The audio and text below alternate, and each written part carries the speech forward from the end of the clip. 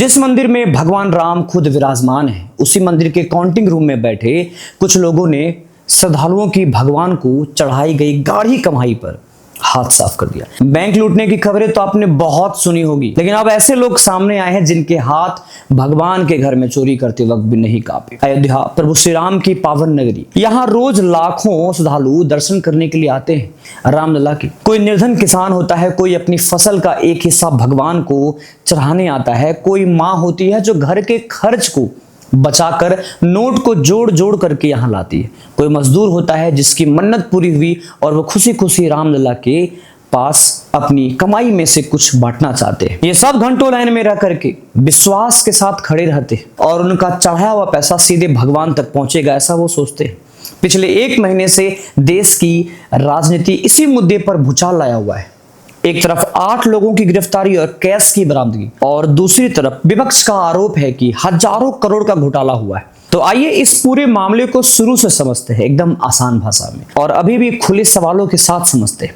सबसे पहले समझ लीजिए ट्रस्ट का ढांचा। नवंबर 2019 में सुप्रीम कोर्ट के फैसले के बाद फरवरी 2020 में केंद्र सरकार ने श्री राम जन्मभूमि तीर्थ क्षेत्र ट्रस्ट का गठन किया। इस ट्रस्ट को एक स्वायत्त यानी ऑटोनॉमस बॉडी का दर्जा दिया हुआ था, ठीक वैसे ही जैसे वैष्णो देवी, तिरुपति और शिरडी जैसे बाकी बड़े कई मंदिर ट्रस्ट होते हैं। इसका मतलब ये हुआ कि सरकार का प्रत्यक्ष नियंत्रण नहीं रहेगा। लेकिन 15 में से 12 ट्रस्टी सरकार द्वारा ही नामित किए गए थे, जिनमें पूर्व पीएमओ अधिकारी नृपेंद्र मिश्रा और वीएचपी से जुड़े हुए लोग शामिल थे।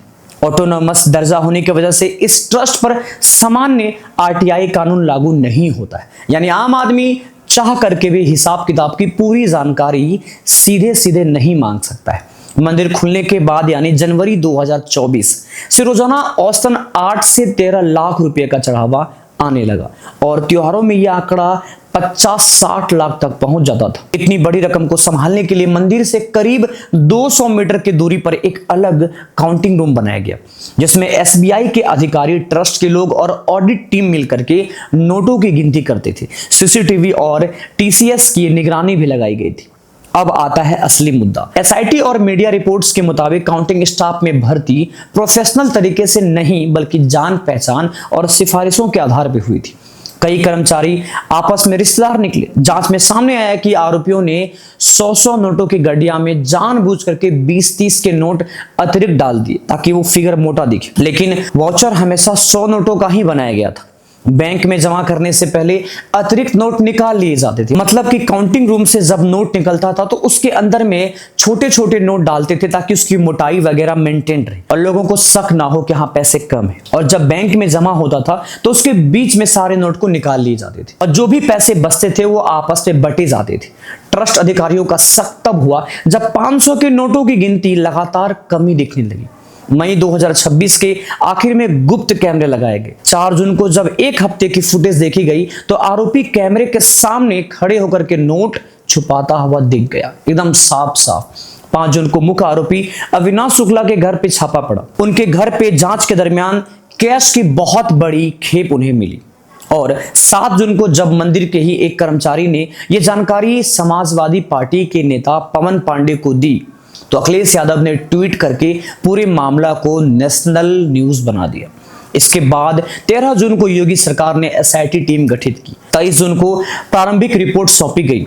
25 जून को एफआईआर दर्ज हुआ और 26 जून तक कुल 8 लोग गिरफ्तार किए जा चुके थे। इनमें से कई आरोपियों के घर करोड़ों की संपत्ति, प्लॉट, कैश बरामद, फार्म हाउस, जबकि इनकी सैलरी कितनी 12 से 20 हजार, बहुत हो गया, इतना ही आसपास था। अब यहां एक जरूरी बात साफ कर देना जरूरी है, क्योंकि सोशल मीडिया पर सबसे ज्यादा भ्रम इसी को लेकर फैला है कि पुलिस रिकॉर्ड, एफआईआर और सीसीटीवी फुटेज के मुताबिक अभी तक बरामद हुई संपत्ति सिर्फ भारतीय करेंसी यानी कैश में है। ट्रस्ट के कोषाध्यक्ष स्वामी गोविंद गिरी और ट्रस्ट के बयानों के अनुसार भगवान को चढ़ाए गए सोने चांदी के आभूषण का इन्वेंट्री रिकॉर्ड से मिलान किया गया और अभी तक वो पूरी तरह सुरक्षित बताए गए। हालांकि एसआईटी अब भी ये जांच कर रही है कि कहीं इनकी भी चोरी तो नहीं हो गई, कहीं सोना पिघलाकर बिस्किट तो नहीं बनाया गया। और सिल्वर ब्रिक्स की यानी चांदी वाले ईटा की पूरी अकाउंटिंग अभी बाकी है। यानी 200 करोड़ के गायब होने या 250 किलो की चांदी और आभूषण चोरी होने का जो दावा वायरल हो रहा है वो अभी तक किसी आधिकारिक जांच रिपोर्ट या पुलिस रिकॉर्ड से साबित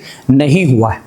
ये विपक्ष के नेताओं के आरोप है, पृष्ठ तथ्य नहीं है। इस बीच मामले में एक और नया मोड़ लिया जब आम आदमी पार्टी के सांसद संजय सिंह 25 जून को एसआईटी के सामने पेश हुए और 11 जमीन सौदों से जुड़े हुए दस्तावेज सौंपे।